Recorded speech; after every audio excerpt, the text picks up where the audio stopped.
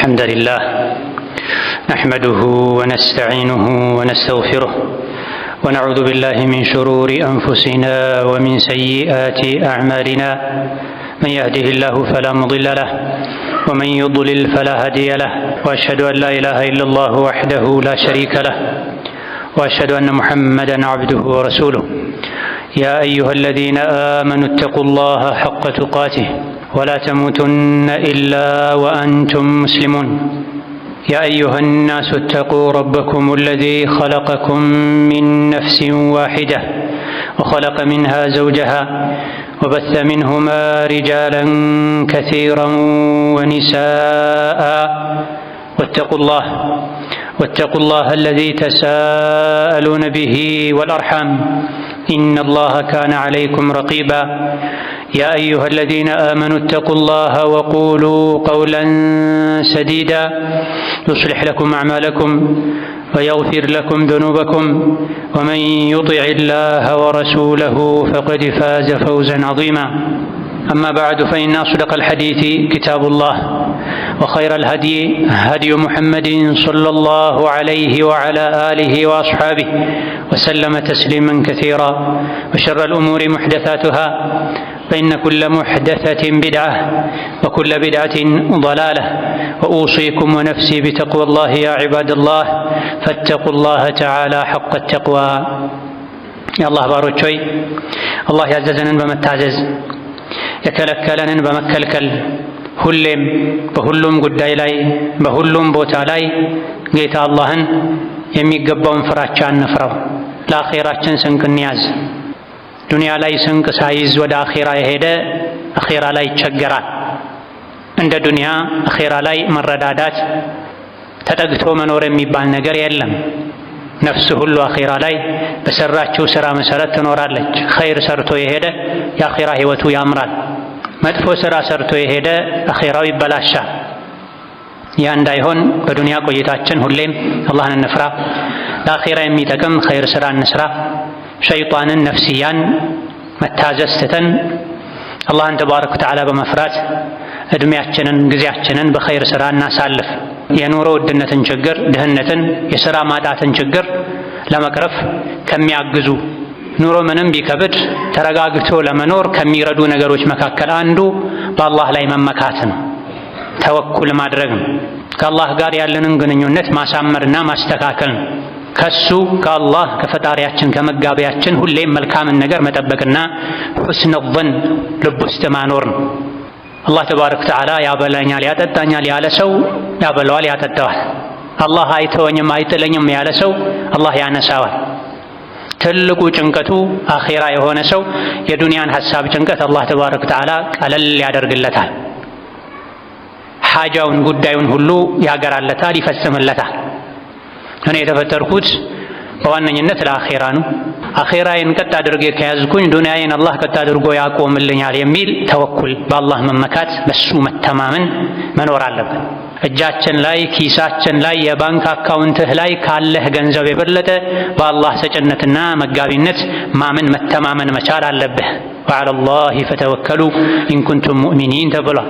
በሙያችሁ በገንዘባችሁ በሀብታችሁ በስልጣን በዘመዳችሁ ሳይሆን አላህ ላይ ብቻ ተመኩ እውነት ሙእሚኖች ከሆናችሁ ተብሏል። በአላህ ብቻ መመካት እሱ አለኝ አይጥለኝም፣ ያነሳኛል፣ ይረዳኛል፣ ያበላኛል፣ ያጠጣኛል አይደለም ዱንያን ጀነትን ይሰጠኛል ብዬ አይደል እንዴ ተማምኜ ላኢላሃ ኢለላህ ያልኩት ምሰግደው ምጾመው ማለት የሙእምንነት ትልቁ መገለጫ ነው። የኑሮ ውድነት፣ ረሃብ፣ ድህነት፣ ችግር፣ የእጅ ማጠር ከተወኩል ጋር ስለሚያያዝ ነው። ነቢዩ ዓለይሂ ሰላቱ ወሰላም ለው አነኩም ተተወከሉነ ዐለላሂ ሐቀ ተወኩሊሂ ለረዘቀኩም ከማ የርዙቁ አጠይራ ተግዱ ኺማሰን ወተሩሑ ቢጣና። እናንተ ትክክለኛውን መመካት በአላህ ላይ ብትመኩ ኖሮ አዋፎችን እንደሚመግበው እናንተንም ይመግባችሁ ነበር አሉ ነቢዩ ሰለላሁ ዐለይሂ ወሰለም። አዋፎች፣ አሞራዎች የራሳቸው ሱቅ የለም፣ የአባታቸው ያጎታቸው ሱቅ የለም። ማለዳ ላይ ባዶ ሆዳቸውን ወደ ግራ ወደ ቀኝ ተነስተው ይበራሉ። ከሰዓት ማምሻ ወደ ጎጇቸው ማረፊያቸው ሲመለሱ ደግሞ ሆዳቸው ሞልቶ ይመለሳል። ሰበብ ለማድረስ ያክል ወፎች ማለዳ ወጥተው ይበራሉ፣ ርዝቃቸውን ይፈልጋሉ። ዛፎች ላይ፣ መሬት ላይ። እዚህ ቦታ ላይ ርዝቅ ይጠብቀኛል ብለው ግን አይሄዱም። በትክክል የሚያውቁት የገቢ ምንጭ የላቸውም። ለሰበቡ ይንቀሳቀሳሉ። አላህ ደግሞ ጠግቦ እንዲመለሱ ያደርጋቸዋል። የሰው ልጆችም አላህ ያበላኛል፣ ያኖረኛል፣ እናቴ ሆድ ውስጥ ሆኜ ሲቀልበኝ እንደነበረው የእናቴን ጡት በወተት እንደሞላልኝ ሁሉ አሁንም እሱ ያበላኛል ብሎ ለሰበብ ያክል ደግሞ መስራት መንቀሳቀስ ካለ አላህ ተባረከ ወተዓላ ያበላል፣ ያጠጣል። ከአላህ መልካምን ነገር የጠበቀ አላህ መልካም ነገር ያደርግለታል። ለዚህ ነው ጌታ አላህ ሐዲሰል ቁድሲ ላይ አና ዒንደ ظن عبدي بي فليظن بي ما شاء ባሪያዬ የጠበቀኝ ቦታ ላይ ያገኘኛል፣ ከኔ የፈለገውን ይጠብቅ ይገምት ብሏል። ምን ማለት ነው? የዚህ ሐዲስ ትርጉሙ አላህ ባሪያው ያደርግልኛል ያለውን ሁሉ ማድረግ ይችላል ማለት ነው ተብሎ ተፈስሯል። ሐዲሱ የጠበቀኝ ቦታ ላይ ያገኘኛል ብሏል። አላህ የፈለገውንም ይገምት ከኔ ይጠርጥር ብሏል፣ ይጠብቅ ብሏል። አላህ እንድቸገር ያደርገኛል፣ ያስርበኛል ያለ ጌታው ላይ መጥፎ ጥርጣሬ ያለው ሰው ያን ያገኛል ከአላህ። አላህ ይተወዋል። አላህ አይተወኝም፣ አይጥለኝም፣ ያበላኛል፣ ያጠጣኛል። ያለሱ ማን አለኝ እኔ?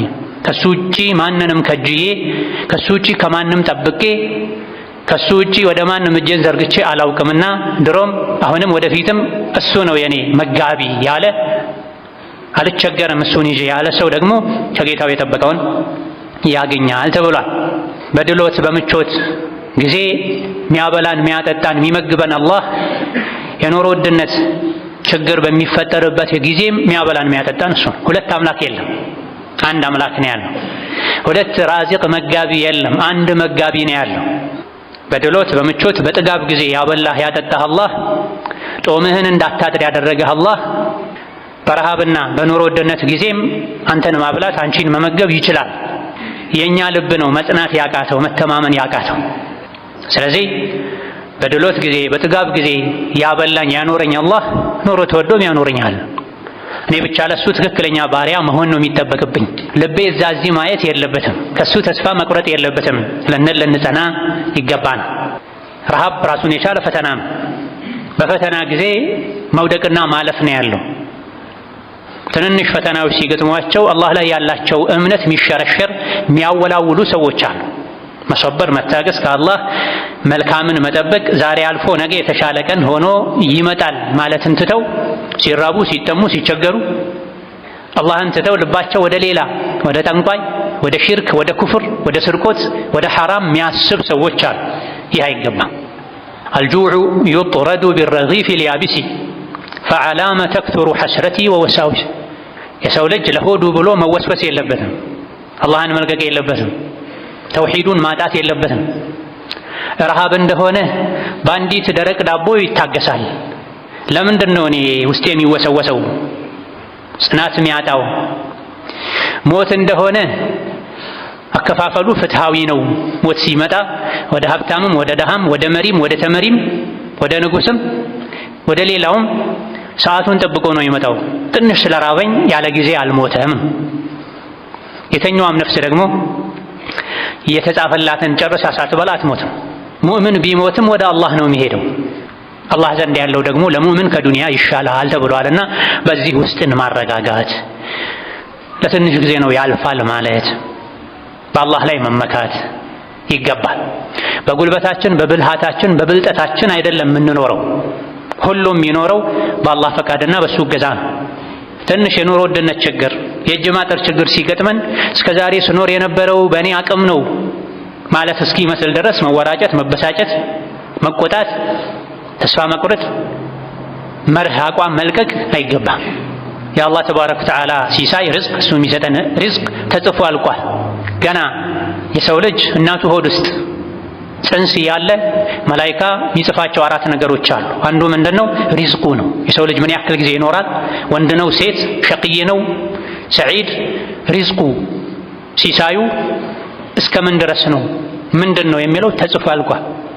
እናትህ ሆድ ውስጥ ያለ በእትብት አማካኝነት የመገበህ አላህ፣ ከተወለድክ በኋላ የእናትን ጡት በወተት የሞላለን አላህ፣ ሕፃን ያለን ራሳችን ችለን እስክንኖር ድረስ ወላጆች በርህራሄ በእንክብካቤ እንዲያበሉን ያደረገ አላህ ከፍ ካልክ በኋላም አይተውህም። የርዝቅ ጉዳይ ተጽፎ አልቋል። የኑሮ ውድነት፣ የእጅ ማጠር፣ መቸገር፣ ስራ ማጣት የዕለት ጉርስህን እንድታጣ አያደርግም።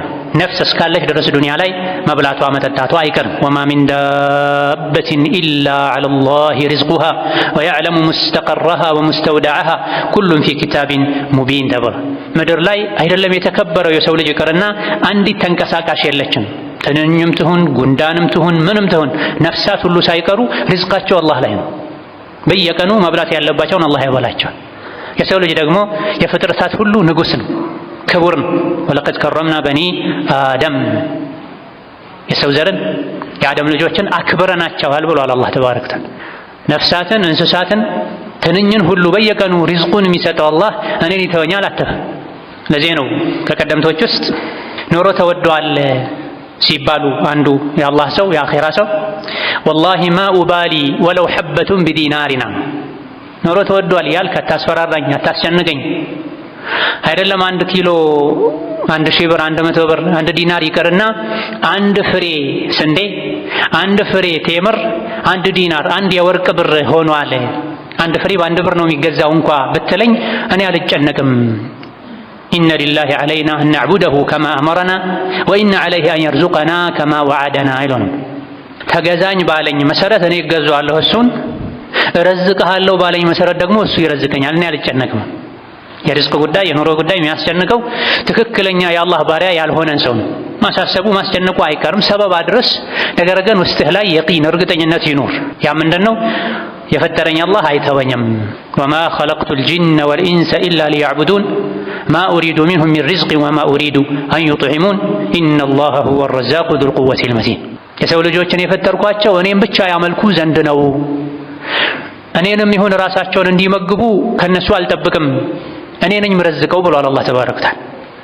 አምልኩኝ ብሏል፣ አዞናል። ያን እስከታዘዘን ድረስ የገባውን ቃል ይፈጽማል፣ ያበላል፣ ያጠጣል። አይደለም ለሱ የሚሰግዱ እሱም ብቻ የሚለምኑ ይቅርና ካፍሮችን፣ ሙጅሪሞችን፣ በዳዮችን፣ ገዳዮችን ሁሉ የዕለት ጉርሳቸውን ይሰጣቸዋል። ለዛ በዚህ መልኩ ራስን ማረጋጋት፣ ተወኩል ማድረግ፣ ከአላህ መልካምን ነገር መጠበቅ፣ ግንኙነትን ከሱ ጋር ማጥበቅ ማሳመር ያስፈልጋል።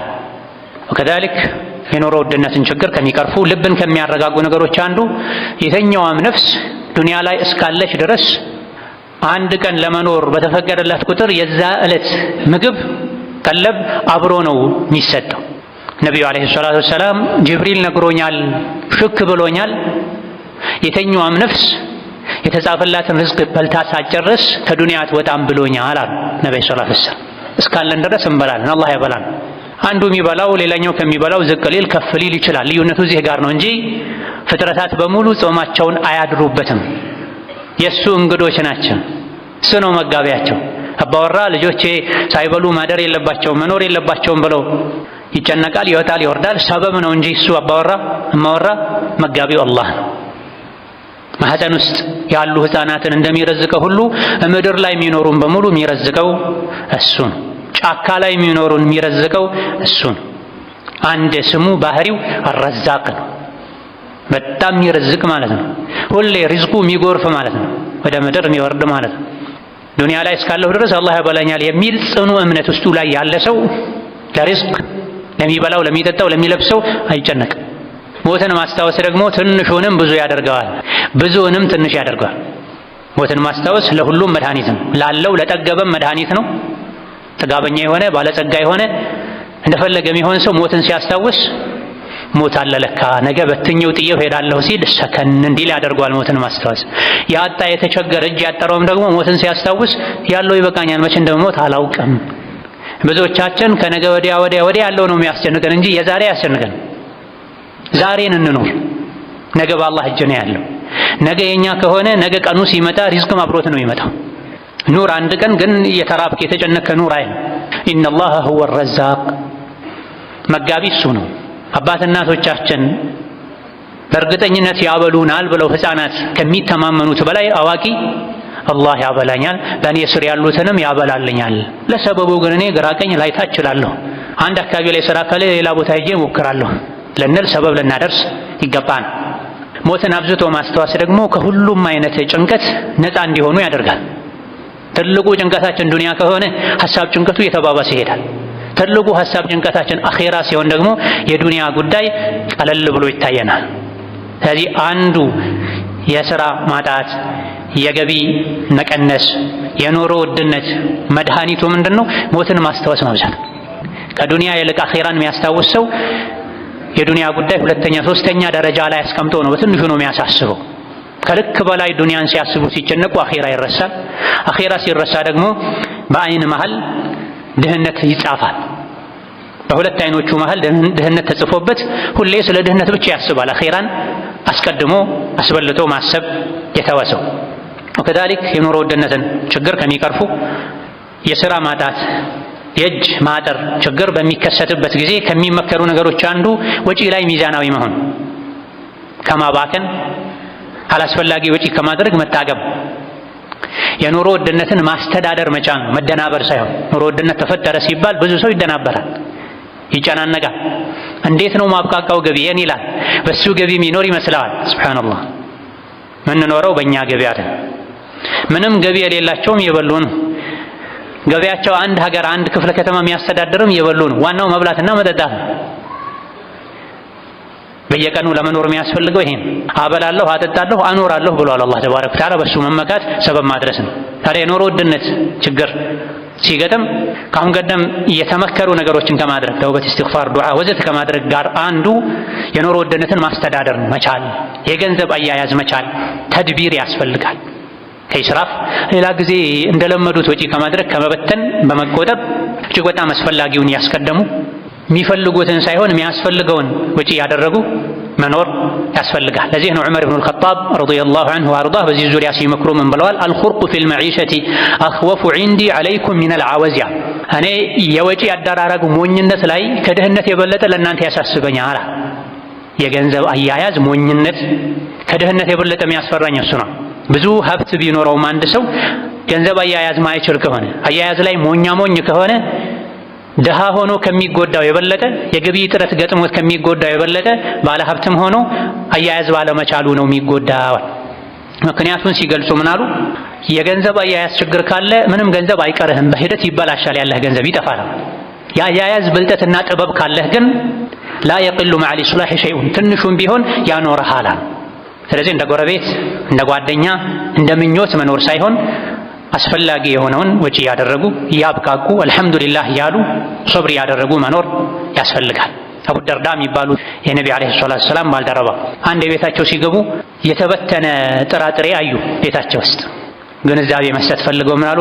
አንድ ሰው የአስተዋይነቱ ግንዛቤ እንዳለው አዋቂ እንደሆነ ማሳያ ከሚባሉ ነገሮች አንዱ አኗኗር ላይ ጥበበኛ መሆን አለበት፣ አለ ብሎ መበተን የለበትም።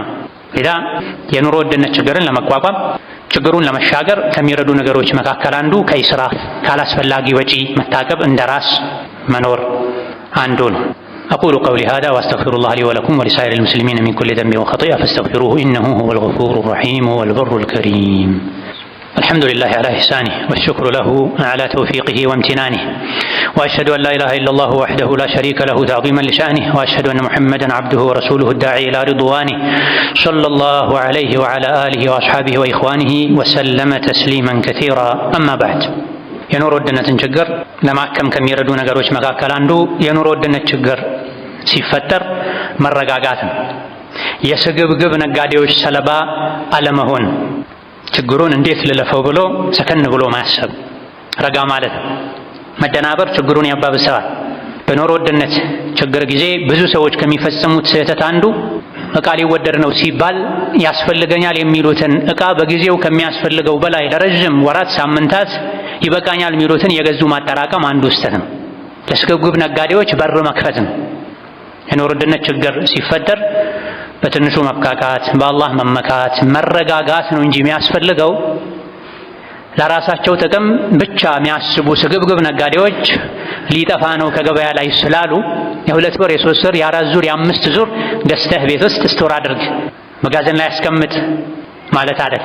ይሄ አይመከርም፣ ስህተት ነው ይላሉ በጉዳዩ ላይ ጥናት የሚያደርጉ የሸሪዓ የቢዝነስ አዋቂዎችም። ኢሕቲካር የተከለከለው ለዚህ ነው። ነቢዩ ዓለይሂ ሰላቱ ወሰላም ላ የሕተኪሩ ኢላ ኻጢእ ብለዋል። ኃጢአተኛ የሆነ ሆን ብሎ ወንጀል የሚሰራ ሰው እንጂ የኑሮ ውድነት ችግር ሲገጥም አስፈላጊ ዕቃዎችን አስቤዛዎችን የገዛ ደብቆ አስቀምጦ ይበልጥ ሲወደድ ወይም ይበልጥ እንዲወደድ አድርጎ አይሸጥም ኃጢአተኛ እንጂ ብለዋል ነብዩ ሰለላሁ ዐለይሂ ወሰለም። እንደዚህ አይነት ኃጢአተኞችን መተባበር ነው የሚሆን። በአንድ ጊዜ ሰው የ3 ወር የ2 ወር አስቤዛ ሸምቶ ሲያስቀምጥ ዋጋ ይወደድላቸዋል። በዚሁ እንዲቀጥልም እነሱ አውቀው ከገበያ የበለጠ እንዲጠፋ ያደርጋሉ። ይህ የበለጠ ዕቃ እንዲወደድ ያደርጋል። አንተ የ3 ወር የ4 ወር የ5 ወር አስቤዛ አስቀድመህ የማስገባት አቅም ስላለ ይሄን አድርገህ ሊሆን ይችላል። ገበያቸው ንቅንቅ የማይል ማይጨምር በየጊዜው የሚያገኟትን ውስን ገንዘብ ይዘው ለወር እንኳ ማብቃቃት የማይችሉ ምናልባትም አስቀድመው ተቸግረው ሊበደሩ የሚችሉ ሰዎች ከየት አምጥተው ነው የ3 ወር የ4 ወር አስቀድመው ያስገቡት? እነሱን መጉዳት ይሆናል። በየቀኑ በየሳምንቱ በየወሩ አብቃቅተው የሚያኖሩትን የሚሸምቱትን እንዲያጡ እጥፍ እንዲጨምርባቸው ሰበብ ይሆናል። ይሄ ብልጠት አይደለም፣ ሞኝነት። የበለጠ የዋጋ ውድነት እንዲከሰትም ማድረግ ነው የሚሆን። ምንድነው መደረግ ያለበት? እንደዚህ አይነት የኑሮ ውድነት ችግር በሚገጥምበት ጊዜ አላስፈላጊ የሆኑ ነገሮችን መተውን በሌላ መቀየር ነው። ይህ ስግብግብ ነጋዴዎች ያሰቡት እንዳይሳካ የዋጋ ውድነት የተባባሰ እንዳይሄድ ያደርጋል። በዓሊ ብን አቢ ጣሊብ ረዲየላሁ ዐንሁ ወአርዳህ መሪነት ጊዜ የመካ ሰዎች መካ አካባቢ ላይ ዘቢብ ተወዶብናል፣ እንዴት እናድርግ ምን ይሻላል ሲሏቸው ዓሊ አርኺሱሁ ቢተምሪ ብለዋቸው፣ ዘቢብ እስትንፋስ ነው እንዴ? ያለ ዘቢብ መኖር አትችሉም እንዴ? ዘቢብን ተውና ፊታችሁን ወደ ቴምር አዙሩ አሏቸው። ቴምር መካ አካባቢ ላይ በብዛት ይገኛልና ያን ያክል ዘቢብ መሰረታዊ የሚባል አይደለም፣ የቅንጦት የሚባል ማጣፈጫ ወዘተ ነው። ዘቢብ ተወዶብናልና እንደ መሪነትህ ምን እናድርግ ሲሏቸው የምታስወድዱትም የምታረክሱትም እናንተው ናችሁና በቴምር አርክሱታል። የዘቢብ ፍላጎታችሁን ወደ ቴምር አዙሩ። መካ አካባቢ ደግሞ የቴምር አቅርቦት ችግር የለማ። ይህ አንድ ምሳሌ ነው። የኑሮ ውድነት ችግር ሲፈጠር የተወሰኑ ዋና ዋና የሚባሉ ነገሮችን ሰዎች በጣም እንደሚፈልጉ ስለሚያውቁ ስግብግብ ነጋዴዎች የለም ሊጠፋ ነው ሲሉ የብዙ ዙር ወራትን ገዝቶ ማስቀመጥ ሳይሆን በዚህ ምትክ ምን ልጠቀም ማለት የሚተወውን መተው የሚቻለውን መተው ነው የሚገባው። አማራጮች ይኖሩታል። አብዛኛው የሰው ልጆች የሚገዳደሉበት ዋጋው ጣሪያ ነካ ሰማይ ተሰቀለ የሚሉት ነገር አማራጭ ሊኖረው ይችላል። አንዳንዱ ማለፍ ይቻላል። ለዚህ ወር ይሄ ያስፈልገኝ ማለት ይቻላል። የኑሮ ውድነት ለውጥ ሲመጣ እኛ ያኗኗር ለውጥ ካላደረገን ነገሩ ሊከብድ ይችላል። ለውጥ ማድረግ አስፈላጊ ነው። ኢብራሂም ኢብኑ አድሃም የሚባሉት ሷሊህ የአላህ ባሪያ ስጋ ተወደደብን ብለው ሰዎች ሲያማክሯቸው አርኺሱሃ እናንተ አርክሱታ አሏቸው። ምን ማለት ነው? አትግዙታ። በየቀኑ በየሳምንቱ በየወሩ እንዳስለመድኩት ስጋ ካልበላሁኝ ሞቼ ይገኛለሁ መባል የለበትም። ስጋ አንድ ናሙና ምሳሌ ነው። ሌሎችም የሰው ልጆች በጣም እንደሚፈልጓቸው ሰዎች አውቀው ኪሳቸውን የሚያሞቁበት እንዲወደድ የሚያደርጉት ነገር አለ። ስጋ ተወደደብን ሲሏቸው አርክሱት እናንተ። እንዴት እናድርግ? በምን መልኩ? ተውት፣ እለፉት። ይሄን ጥበብ መጠቀም ያስፈልጋል። አንዳንዴ ነፍስያን ታገሺ ማለት ያስፈልጋል። ሌሎች አስባቦችን ከማድረስ ጋር ተስፋ ካለመቁረጥ ጋር። ሌላኛው የኑሮ ውድነትን ችግር መቅረፊያ መንገድ መተጋገዝና መተባበር ነው፣ መረዳዳት ነው። የኑሮ ውድነትን ይቀርፋል። አጠቃላይ የኑሮ ውድነት ችግር በላ ነው፣ ከአላህ የመጣ ቁጣ ነው ብለናል። ያን ቁጣም ያነሳል። እጅ መዘርጋት፣ የተራቡትን ማብላት፣ ካለው ማካፈል፣ ለሌሎች መራራት። ስናዘን አላህ ያዝንልናል። ምድር ላይ ላሉት ዘኑ፣ ሰማይ ላይ ያለው ያዝንላችኋል ተብሏል። ሰደቃ የአላህን ቁጣ ያጠፋል ተብሏል፣ ያበርዳል ተብሏል። ነቢዩ ዓለይሂ ሰላቱ ወሰላም አላህ ባሪያውን ያግዛል ባሪያው ሰውን እስካገዘ ድረስ ብለዋል። እኛ ሰዎችን ስናግዝ አላህ እኛን ያግዘናል፣ ቁጣውን ያነሳልናል፣ በረካውን፣ ሰላሙን፣ ርዝቁን፣ ሀብቱን፣ ጥጋቡን ያዘንብልናል። መተጋገዝ መረዳዳት ስንተው ደግሞ የእሱ እገዛ ይርቀናል። ነቢዩ ዓለይሂ ሰላቱ ወሰላም አንፊቅ የብነ አደም ኡንፊቅ ዓለይካ ብሏል አላህ አሉ። የሰው ልጅ ሆይ ስጥ እሰጥሃለሁ ብሏል አላህ አሉ። ስንሰጥ አላህ ይሰጠን፣ ካለን ቀንሰን ስንሰጥ ይጨምርልናል። ስንሰስት እጃችንን ስንሰበስብ ያለው በረካ ያጣል፣ አሊያ ደግሞ ራሱም የወጣ ይቀንሳል፣ ይጠፋል። ፈጽሞ ሰደቃ የተሰጠበት ገንዘብ አይቀንስም ብለዋል ነብዩ ሰለላሁ ዐለይሂ ወሰለም። ሰደቃ ስንሰጥ ኪሳችን ላይ ከነበረ 1200 ብር ስንሰጥ 800 የቀረ ሊመስለን ይችላል እንጂ 1000 ነው። 1000 ብር የነበረው ሰው 500ውን ሰደቃ ሰጥቶ ስንት ብር አለ ሲባል 1000 ነው ያለኝ ቢል የሰጠው እንዳልወጣ ቆጥሮ አልዋሸም፣ ትክክል ነው አለ። ለአላህ የሰጠኸው አንተ ጋር አለ። በሌላ በኩል አላህ እጥፍ አድርጎ ይመልስልሃል። ወይም ደግሞ ያቺን የቀረችውን ከሰደቃ የቀረችውን 500 የሚሆን 800 አላህ እጥፍ ያደርጋታል፣ በረካ ያደርጋታል። ካላስፈላጊ ወጪ ይጠብቃታል። በትንሹ እንድትበቃ አላህ ያደርጋታል። ስለዚህ ስንሰጥ ተጠቃሚዎች እኛ ነን። በየቀኑ መላኢካ ከሰማይ ይወርዳል አሉ ነብዩ ሰለላሁ ዐለይሂ ወሰለም። ሁለት መላኢካ ለየት ላለ ስራ ምንድነው? በየቀኑ የሚወርዱ ሁለት መላኢኮች ስራቸው አላሁመ አዕጢ ሙንፊቀን ኸለፋ፣ ሌላኛው ደግሞ አዕጢ ሙምሲከን ተለፋ ይላል። ሁለት መላኢኮች ወርደው ጌታዬ ሆይ ለሚሰጥ ምትክ ስጠው፣ ለማይሰጥ ደግሞ ገንዘቡን የሚያወጣበት የሚያጠፋበትን ነገር ልቀቅበት ያሉ ዱዓ ያደርጋሉ ሁለት መላኢኮች አሉ ነብዩ ሰለላሁ ዐለይሂ ወሰለም። ስንሰጥ መላኢካ ዱዓ ያደርግልናል ምትክ እንድናገኝ። የአላህ ምትክ ደግሞ የተቻለ ነው። እኛ ሰርተን ከምንተካው የተቻለ ነው የአላህ ምትክ። ወላሁ ኸይሩ ራዚቂን። የማይሰጥ ደግሞ ወዶ ፈቅዶ አዝኖ ለአኺራዬ ብሎ የማይሰጥ ሰስቶ የያዘውን ገንዘቡን የሚያወጣበት የሚያስወጣው ነገር እንዲገጥመው አድርግ፣ አጥፋበት ገንዘቡን ይላሉ። ይሄን ከባድ የኑሮ ውድነት ችግር ለመግፋት ደካሞችን መርዳት ያስፈልጋል። ማሰብ ማዘን ያስፈልጋል። ጥቅሙ ለራስ ነው ከማንም በፊት። ዱንያም ላይ አላህ ይተካልሃል፣ አኺራ ላይ ሲራጥን በሰላም ለመሻገር ከሚያግዙ ነገሮች አንዱ መስጠት ነው። ሌሎችን መርዳት ነው። ቆርሶ ማጉረስ ነው። ቀንሶ ማካፈል ነው። ያለው የተረፈው ብቻ አይደለም መስጠት ያለበት።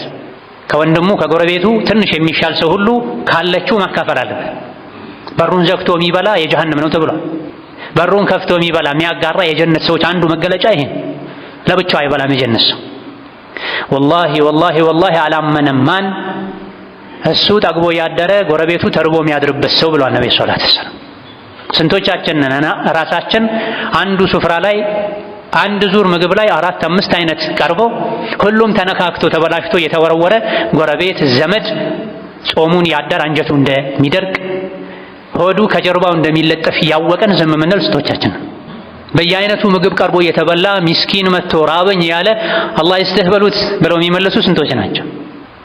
ባለንበት ጊዜ በተለይ ይሄ ነውር ነው። ሰው ተቸግሮ የሥራ ዕድሎች ጠበው ብዙ ሰዎች ሜዳ ወጥተው ውሃ ብቻ ጠጥተው የሚያድሩ ሰዎች አሉ። ውሃ እንኳን በአግባቡ ማያገኙ ሰዎች አሉ። ጡቴ ደርቋል ያሉ ጡታቸውን ያሳዩ የሚለምኑ ሰዎች አሉ፣ ሕፃን ልጃቸውን የሚያጠቡትን አጥተው። በይነማ አላህ ሀብቱን ለፈተና የሰጣቸው ሰዎች ቤት ላይ ፍሪጅ ይሸጣል በምግብ ብዛት። ከቤት ወጥቶ የሚጣል ቆሻሻ ግማሹ ምግብ ነው። ይሄ አለመታደል ነው፣ እድለቢስነት ነው። ለአኺራ ማሻገር አለመቻልህ አለማሰብህ ሞኝነት ነው። ምንም አይነት ምግብ ብላ ከጥቂት ደቂቃዎች በኋላ በጀርባ በኩል የሚከረፋ ቆሻሻ ሆኖ ነው የሚወጣው። ወደ አኺራ ብትሰደው ግን ብሸኘው ግን የጀነት ቤት የጀነት አትክልት ሆኖ ይጠብቃል። ይሄን ማሰብ ሊሳነን አይገባም። እንስሳ ብቻ ነው የኔን አትንኩ ያለ በቀንዱ በግሩ የሚከላከለው። ሰው ኑ ተጋሩኝ ነው የሚለው አቅል ያለው ሰው አሳቢ ሰው። ለፈተና ነው አላህ እኔ ጋር ያስቀመጠው። ቢፈልግ እኮ ከኔ አንስቶ ለአንተ ሊሰጥህ ይችላል ልንል ይገባል። ትናንት ማን ነበርኩ ልንልም ይገባል። ባለው ጊዜ ዱንያ እሱ ጋር ባለች ጊዜ የሰጠ ነገ እንኳ ቢወድቅ የሚያነሳውን አያጣም።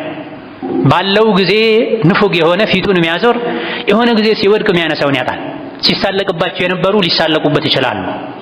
ለአኺራችንም ለዱንያችንም መስጠት መደገፍ ማብላት ነውና የሚጠቅመው። فلاقتحم العقبة وما أدراك ما العقبة فك رقبة أو إطعام في يوم ذي مسغبة يتيما ذا متربة أو مسكينا ذا متربة. የሰው ልጅ አቀበቱን መሻገር አለበት። ዳገቱን መውጣት የጀነት ሜዳ ላይ ማረፍ መቻል አለበት። በምን? ምስኪንን በማብላት የቲምን በማብላት። ፍራሹ አፈር ይሁን የሚተኛበታቸው የሚበላውናቸው አፈር ላይ የሚተኛል ሰውነቱ ገርጥቶ የምታየዋል።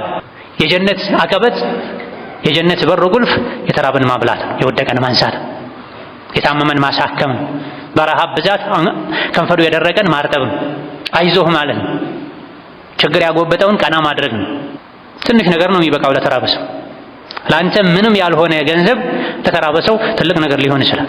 የዱንያ ችግርን ከወንድሙ የቀረፈ አላህ የአኺራ ችግሩን ይቀርፍለታል ብሏል ነብዩ ሰለላሁ ዐለይሂ ወሰለም። ዱንያ ላይ የተራበን ያበላ አላህ የጀነት ምግብ ያበላል። ዱንያ ላይ የታረዙ የበረደውን ወንድሙን ያለበሰ አላህ የጀነት አረንጓዴ ልብስ ያለብሰዋል፣ ማራኪ ልብስ ያለብሰዋል። ስለዚህ ለራሳችን ነው ጥቅም። እዚህ ዝም ብለን ማጠራቀም ሳይሆን ለአኺራ መሸኘት ይገባናል። አላህ ተባረከ ወተዓላ ሰጪዎችን ይወዳል። በተለይ በእንደዚህ አይነቱ የችግር ጊዜ ላይ መስጠት የሙእምንነት ማሳያ ነው። ለአንተም እየፈራህ ነው የኑሮ ሁኔታ ለአንተ እያስፈራህ ባለበት ሰዓትም መስጠት የበለጠ አላህ ዘንድ እንድንወደድ ያደርጋል። አላህ ተባረከ ወተዓላ ለሁላችንም ሐላል ሰፊ የሆነ ርዝቅ ይስጠን። ሀገራችንን አላህ ሰላም ያደርግልን። ሀገራችንን አላህ ሰላም ያደርግልን። ዳር ድንበሩን አላህ ይጠብቅልን። ጦርነትን፣ ረሃብን፣ ኑሮ ውድነትን ከሀገራችን ዞር አላህ ያደርግልን። እርስ በርስ መዋደድን፣ መከባበርን አላህ ይስጠን። ምቀኝነትን፣ ጥላቻን አላህ ያጥፋልን። ربنا آتنا في الدنيا حسنة وفي الآخرة حسنة وقنا عذاب النار. ربنا آتنا في الدنيا حسنة وفي الآخرة حسنة وقنا عذاب النار. اللهم اغفر لنا ولوالدينا ولمشايخنا ولجميع المسلمين. فرج اللهم هم المهمومين ونفس كرب المكروبين واقض الدين عن المدينين واشف مرضنا ومرضانا ومرضى المسلمين. اللهم إنا نعوذ بك من الكفر والفقر وعذاب القبر لا إله إلا أنت. اللهم إنا نعوذ بك من الكفر والفقر وعذاب القبر لا إله إلا أنت. لا إله إلا أنت سبحانك إنا كنا من الظالمين. آمين والحمد لله رب العالمين وصلى الله وسلم وبارك على نبينا محمد.